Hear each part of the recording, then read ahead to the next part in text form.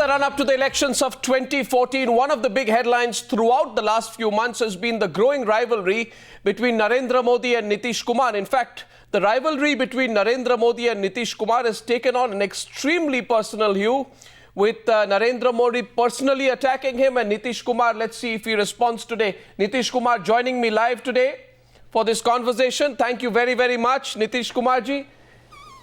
Thank you for talking to me. Thank you. अभी ये आपके और नरेंद्र मोदी के बीच में इतना जो पर्सनल घमासान चल रहा है, इसका कारण क्या है? I mean, can't you bring this to an end? It has become a very very personal fight आप दोनों के बीच में. देखिए पॉलिटिक्स में कुछ भी पर्सनल नहीं होता और मेरी तरफ से कोई इसमें पर्सनल एंगल है ही नहीं. लेकिन राजनीति में जो कुछ बुनियादी सिद्धांत हैं जिसको आप मानते हैं उसके साथ समझौता नहीं किया जा सकता. और मैं समझता हूं यही परेशानी का कारण हुआ होगा, क्योंकि आज जो कुछ भी हो रहा है मैं एक तरह से इसको देखता हूं कि पूरा का पूरा कैंपेन भारतीय जनता पार्टी ने पर्सनलाइज कर दिया. एक पर्सन के इर्द गिर्द सारी बातें हो रही, मुद्दे गौण हो गए हैं, कोई इशू नहीं है. आखिर सरकार बनाएंगे तो सरकार की क्या नीतियां होंगी, उसकी क्या विदेश नीति होगी, क्या आर्थिक नीति होगी, इकोनॉमिक पॉलिसीज क्या होंगे, एम्प्लॉयमेंट जनरेशन के लिए क्या किया जाएगा, देश में एक शांति, अमन, चैन और सद्भाव का वातावरण कायम रखने के लिए क्या किया जाएगा, इन सब चीज़ों के बारे में कोई दृष्टिकोण प्रकट नहीं किया जा रहा. मोदी ने स्पीच में आज सुबह कहा है नीतीश जी कि when I say the youth must be employed, they say secularism is in danger. When I say that price rise should be brought under control, they want discussions on secularism. When I say that terrorism is to be countered, they say secularism should be discussed first. वो तो फिर से एक बार आप और आप जैसे लीडरों का मजाक उड़ा रहे हैं, कह रहे हैं कि आप सेक्युलरिज्म के स्लोगन को मिसयूज कर रहे हैं, जो देश के बेसिक इश्यूज है, अनएम्प्लॉयमेंट, टेररिज्म और प्राइस राइज, उससे डिस्ट्रैक्ट करने के लिए आप जैसे लीडर सेक्युलरिज्म का मजाक उड़ा रहे हैं. उसका मैं आपसे जवाब चाहता हूं. बहुत अच्छा आपने ये प्रश्न छेड़ा. सेक्युलरिज्म की क्या अहमियत नहीं है? प्राइस राइज कैसे रुकेगा, इसका क्या नजरिया है, कौन सी इकोनॉमिक पॉलिसी होगी? गुजरात के डेवलपमेंट को प्रचारित किया जा रहा है, लेकिन डेवलपमेंट के डिफरेंट उसको कहिए इंडिसेज पर क्या स्थिति है गुजरात की? ह्यूमन डेवलपमेंट का क्या है? हम तो अपने संविधान की बात कर रहे हैं. हमारा संविधान क्या कहता है? सेकुलरिज्म और डेमोक्रेसी ये हमारे बेसिक चीजें हैं और इसके रहते हुए हम डेवलप हो सकते हैं, आगे बढ़ सकते हैं. सेकुलरिज्म का मतलब है समाज के सभी लोगों को जोड़ना. आर यू सेइंग, क्या आप कह रहे हैं कि नरेंद्र मोदी डेमोक्रेसी में विश्वास नहीं रखते? बातें कही जा रही हैं, देखिए जो बातें कही जा रही हैं हम तो सिर्फ रिस्पॉन्ड कर रहे हैं. डेमोक्रेसी और सेकुलरिज्म ये हमारी बुनियादी चीजें हमारे संविधान की, और संविधान के अंतर्गत नागरिकों को समानता का अधिकार दिया गया. इसका मतलब है कि संविधान के बेसिक प्रिंसिपल्स पर स्टिक करना देश में अनएम्प्लॉयमेंट को बढ़ाने के बाद मैं तो नीतीश जी एक मिनट, मैं तो आपसे सेक्युलरिज्म की बात पूछ रहा था, मगर आप नहीं, एक इसलिए मैं बता, कॉन्ट्रडिक्शन नहीं है. ये कोई अकेले सेकुलरिज्म की बात नहीं कर रहा. सेकुलर इथॉज है हमारा इस देश का. देखिए इस देश के इथॉज को समझना होगा. ये देश अमन चैन पसंद करने वाला है और उसके साथ हम ग्रोथ चाहते हैं. मैंने सेक्युलरिज्म की बात कही और नीतीश कुमार ने डेमोक्रेसी की बात वो ले आए, और आपने कहा कल क्या वो ये कहेंगे कि डेवलपमेंट है तो डेमोक्रेसी की जरूरत नहीं है. Are you saying that Narendra Modi is not a democratic man? Are you saying Narendra Modi does not believe in democratic values? ये तो मुझको कहने की जरूरत नहीं है. हम लोग तो चाहते हैं कि भाई पॉलिसी और प्रोग्राम पर डिबेट होना चाहिए. अगर कोई आदमी कहता है कि हम धरती पर स्वर्ग उतार देंगे, हमें तुम प्रधानमंत्री की कुर्सी पर सिर्फ बिठा दो, तो हम लोग यही तो जानना चाहते हैं कि भाई आप करना क्या चाहते हैं. तो आप उसका डिबेट रास्ता क्यों नहीं क्या करते होगा? नरेंद्र मोदी के साथ? एम्प्लॉयमेंट जनरेट कैसे होगा? नहीं, हम तो हर समय तैयार हैं, ये आपके माध्यम से हम डिबेट ही कर रहे हैं। नहीं, मगर आप भाई, 1-to-1 capital डिबेट क्यों नहीं करते? ये तो बात intensive आ रही है कि आज industry इस इलेक्शन नहीं, से पहले ये- कई लोग ये चाहते ये- हैं कि बड़े दिग्गज नेताओं के बीच में 1-to-1 डिबेट हो। मैं आपसे सीधी तरह से पूछ रहा हूं नीतीश कुमार जी, आपके और नरेंद्र मोदी के बीच में परंपरा जिस की तरह का, शुरुआत आप कर सकते हैं। नहीं, आप ओपन है नरेंद्र मोदी के आपने साथ? बहुत सारी परंपरा की शुरुआत की है, आप इसकी शुरुआत कर सकते हैं, मुझे कोई इतराज नहीं। लेकिन हमें तो चाहिए कि डेवलपमेंट का क्या नजरिया है, क्या होगी इकोनॉमिक पॉलिसी, क्या होगी फॉरेन पॉलिसी। बहुत देश में उन्माद पैदा करने की कोशिश की जाती है, मानो बाकी सब लोग घर बैठे हुए हैं और एक व्यक्ति है जो सेवियर है, पूरे देश को बचा लेगा, चीन से बचाएगा, पाकिस्तान से बचाएगा, बांग्लादेश से बचाएगा। यानी देश के अंदर डर का वातावरण पैदा कर रहे हैं। आपको अगर सत्ता मिल जाए तो आप क्या करेंगे पाकिस्तान के साथ, किस तरह से डील करेंगे, कैसे बांग्लादेश से डील करेंगे? उसमें क्या श्रीलंका के साथ जो आपको आशंका समस्याएं क्या हैं, है? आपको आशंका क्या है? आपने पाकिस्तान वाली बात उठाई, तो आशंका क्या है? जानता हूं कि आज मुझे तो बस एक ही आशंका है कि कोई पॉलिसी नहीं है, कोई प्रोग्राम नहीं है, सिर्फ एक बनावटी हवा बनाने की, ऑरा क्रिएट करने की कोशिश हो रही है। नहीं, नीतीश कुमार जी, पाकिस्तान पे तो भारतीय जनता पार्टी की लिखी हुई पॉलिसी है। क्या आपको डर है कि भारतीय जनता पार्टी की पॉलिसी भी बदल जाएगी कि नरेंद्र मोदी अगर प्रधानमंत्री बने? भारतीय जनता अब भारतीय जनता पार्टी रही कहां? भारतीय जनता पार्टी के राष्ट्रीय अध्यक्ष को अपने ट्वीट को मॉडिफाई करना पड़ता है 33 मिनट के अंदर। जब अपील करते हैं भाजपा की सरकार तो 33 मिनट्स के अंदर मैंने तो बदल करके एक व्यक्ति की सरकार कल मैंने बातचीत की, कल हमारी एक बात आपने बहुत अच्छी बात कही है जी। Arnab ji, please give me some time. आपने बड़ी अच्छी बात की। अब भारतीय जनता पार्टी कौन सी भारतीय जनता पार्टी? क्या वो अटल जी वाली भारतीय जनता पार्टी? आडवाणी जी ने जो मेहनत करके भारतीय जनता पार्टी को तैयार किया, 80 के दशक में नारे लगते थे, भारत मां के 3 धरोहर, अटल, आडवाणी, मुरली मनोहर। क्या हुआ आडवाणी जी के साथ? क्या हुआ मुरली मनोहर जोशी जी के साथ? जसवंत सिंह जी के साथ क्या हुआ? हम तो एनडीए बना उसके साथ थे, बीजेपी के साथ थे। 99 में जब एनडीए बना तो एनडीए का जो नेशनल एजेंडा फॉर गवर्नेंस तैयार हुआ, इसको तैयार करने में प्रमुख भूमिका श्री जसवंत सिंह जी ने निभाई थी, श्री जॉर्ज फर्नांडिस साहब ने निभाई थी। आज उस जसवंत सिंह जी का क्या हुआ? बदलाव तो हर पार्टी में आती है, बदलाव तो हर पार्टी में होती है। मैं भी पूछ सकता हूं आज जॉर्ज फर्नांडिस कहां है? देखिए, बदलाव तो हर पार्टी में मतलब नहीं है, ये बिल्कुल नया अवतार है, ये बिल्कुल नया अवतार है, ये नए अवतार में लोग आए हैं। क्या आप, और ये बहुत ही खतरनाक बात है कि जिस ढंग से नीतियों को, भाई जो इनके मैनिफेस्टो को तैयार कर रहे थे जोशी जी, जिस कंस्टिट्यूएंसी को उन्होंने सर्व किया, नर्स किया, उससे उनको झटके में कह दिया गया कि आप दूसरी जगह जाइए। तो भाई अब भारतीय जनता पार्टी के अध्यक्ष ट्वीट करते हैं और 33 मिनट के अंदर, 33 मिनट्स के अंदर उनके अपने ट्वीट को मॉडिफाई करना पड़ता है। ऐसा तो नहीं किस भारतीय नीतीश जी, ऐसा तो नहीं। एक ही बात प्लीज, एक बात टू कंक्लूड करने के लिए कि अब ये भारतीय जनता पार्टी की बात रही नहीं। भारतीय जनता पार्टी ने अपने को समाहित कर दिया है और इस स्थिति में जानना जरूरी है कि जो देश का नेतृत्व करना चाहते हैं वो नेतृत्व की गद्दी पर, कुर्सी पर बैठेंगे तो उनका क्या नजरिया होगा। क्योंकि गुजरात के मॉडल को बार बार प्रचारित किया जाता है। गुजरात का model G capital intensive model जरूर है, एम्प्लॉयमेंट जनरेटिंग नहीं है। नहीं, और उस मॉडल से न महंगाई पर काबू पाया जाएगा। और एक बात मैं आखिरी बात कह देता हूं, इतना ह्यूज जो साधन झोंका जा रहा है चुनाव में, क्या आपने कभी देखा है? हम लोगों ने इतने दिनों से चुनाव देखा, चुनाव अभियान देखा, लेकिन इतना अधिक पैसा झोंकना चुनाव में, और यह पैसा कहां से आता है? जो पैसा देगा चुनाव में वो चुनाव के बाद उसकी वसूली करेगा और वैसी नीतियां बनेगी।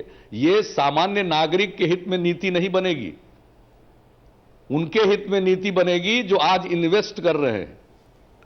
आज जो ये तो आप ऐसे ही, ये तो कहा जा सकता है कि आप एक तरह से खुल के ऐसे ही एक आरोप लगा रहे हैं जिसके कोई बेसिस नहीं है। हम कोई आरोप नहीं लगा रहे हैं, हम तो जो सच्चाई दिख रही है उसके बारे में कह रहे हैं। अब इसमें क्या दिख नहीं रहा, लोगों को दिख रहा।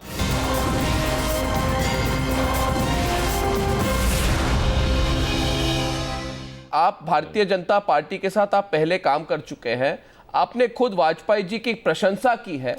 आप अभी भी मुरली मनोहर जोशी के बारे में कह रहे हैं, जसवंत सिंह के बारे में कह रहे हैं। मैं ये नहीं कह रहा कि आप फूट लगाने की कोशिश कर रहे हैं बीजेपी में, मैं ये नहीं कह रहा। मगर मेरा प्रश्न आपसे ये है नीतीश कुमार जी, क्या आपको लगता है कि Modi equals BJP and BJP equals Modi? Tomorrow is everybody in the BJP no 1 minute, is everybody in the BJP a communal person? Are all leaders of the BJP communal? कोई दूसरी तरफ हम लोग जिस बीजेपी के साथ थे वो बीजेपी आज एग्जिस्ट नहीं कर रही है। नो, मोदी के कारण आप कह रहे हैं। उसी के ये चंद उदाहरण हैं, ये उसी के चंद उदाहरण हैं कि जिन लोगों ने उस बीजेपी को बिल्डअप किया वो दरकिनार कर दिए गए। ऐसी स्थिति में एक नए अवतार में भारतीय जनता पार्टी प्रकट हो रही है।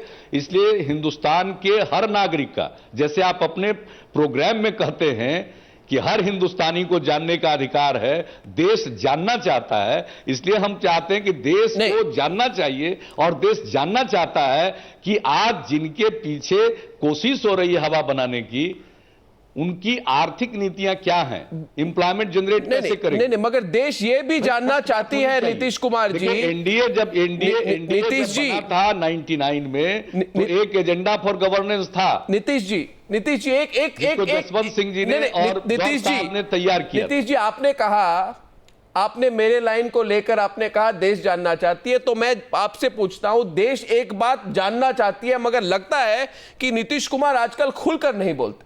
अगर खुलकर बोले तो मैं एक सवाल करूं अभी आप। बिल्कुल, हम इतना सब स्पष्ट तौर पर और खुलकर बोल रहे हैं। अच्छा, तो ये सवाल पूछूंगा आपसे, तो आप, मैं देखता हूं कि आप उसको खुलकर जवाब देते हैं कि नहीं देते हैं। तो मेरा सवाल ये है, संक्षिप्त और सीधा सवाल आपसे ये है, will you be able to support somebody else, not Modi?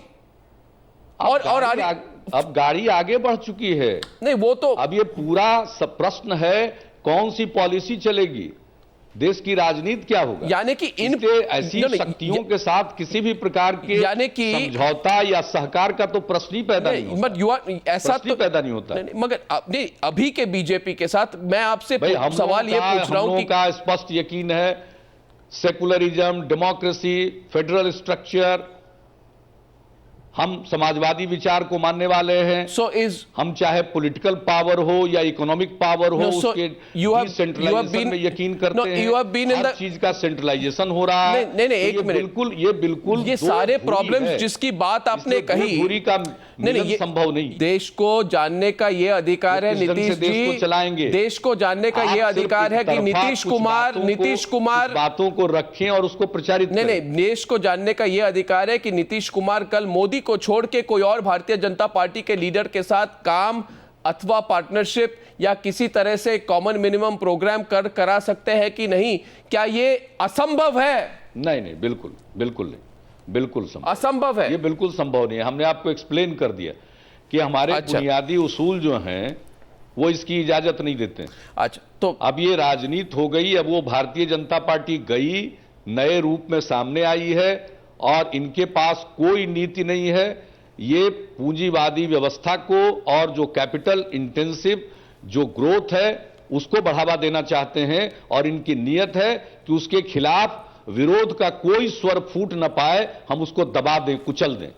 इसलिए ना ये सेकुलरिज्म पर बहस करना चाहते हैं, न डेमोक्रेसी पर बहस करना चाहते हैं, न फेडरल ढांचे पर बहस करना चाहते हैं, आप बहस कीजिए, स्टेट रिलेशन पर बहस करना चाहते हैं। आप तो बहस कीजिए। आपने आज प्रोग्राम पे कह दिया है कि आप बिल्कुल बातचीत और डिबेट करने के लिए तैयार है नरेंद्र मोदी के साथ। हम तो उनको पूछेंगे कि अगर वो भी तैयार है। मेरा सवाल, अगला सवाल आपसे ये है, 2-3 और सवाल है। एक व्यक्ति की बात नहीं है ये, डिबेट, इन विषयों पर डिबेट होना चाहिए। हम तो आप ही को कहेंगे, आप सर्टेन पॉलिसी और प्रिंसिपल्स के आधार पर डिबेट कराइए, जरूर सब लोगों को अपनी बात रखने के लिए आमंत्रित कीजिए। जरूर। अगर ये आमने सामने कोई डिबेट करने से के लिए तैयार न हो तो एक सर्टेन इशूज पर सबके विचारों को देश की जनता के सामने में लाया जाना चाहिए। तो ये जनता को जानने का अधिकार है। तो ये इन्फॉर्म डिबेट होना चाहिए और जो सिलेक्ट करें कि फिर जनता ठगी न जाए।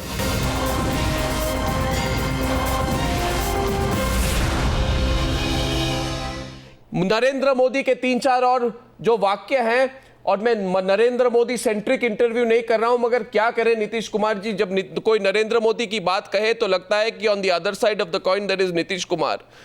वो कहते हैं कि आपका जो अहंकार है वो माउंट एवरेस्ट से बड़ा है, और उन्होंने कहा है कि आपने खुद प्रकट कर दिया अपने प्रधानमंत्री होने के इंटरेस्ट को, आपने खुद दिखा दिया कई दिन पहले जब आपने कोई एक बात कही अपने बारे में। आपने कहा कि मेरा भी काफी एक्सपीरियंस है। अहंकार एवरेस्ट है, ये एवरेस्ट है और हिमालय है, उसको हमेशा पॉजिटिव कंटेक्स्ट में रखा जाता है। हिमालय की ऊंचाई, एवरेस्ट की ऊंचाई को हमेशा अच्छी चीजों से जोड़ा जाता है। अहंकार बुरी चीज है, उसके साथ नहीं जोड़ा जाता है, ये निगेटिविज्म है। और रही बात हम लोगों के जैसे मामूली आदमी को क्या अहंकार होगा? हम लोग तो अगर कोई सवाल उठाते हैं तो हम लोगों को अहंकारी कहा जाता है। तो आप कह रहे हैं कि आप डिबेट करना चाहते हैं और आपको अहंकारी कह के नरेंद्र मोदी उस डिबेट से भाग रहे हैं जो जिस डिबेट की होने की जरूरत है, इशू बेस्ड डिबेट। मैं समझ गया आपकी बात को। नरेंद्र मोदी ने एक और बात कही 8 मार्च को, उन्होंने कहा कि इंडिकेट किया कि वो जब प्रधानमंत्री बनेंगे तो बिहार को स्पेशल पैकेज देंगे। अरे और ये और तो अभी भी मिला हुआ, ये स्पेशल पैकेज की बात क्या है?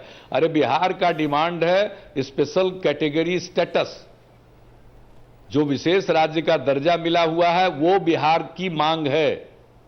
ये जन जन की आवाज है बिहार में। आप एक्सेप्ट करेंगे नरेंद्र मोदी अगर प्रधानमंत्री बने और पैकेज दे तो आप एक्सेप्ट करेंगे? अगर मगर अरे बनेंगे तब ना। नियत तो साफ होनी चाहिए ना, कह देने से क्या होगा भाई? इन लोगों की बात पर क्या भरोसा?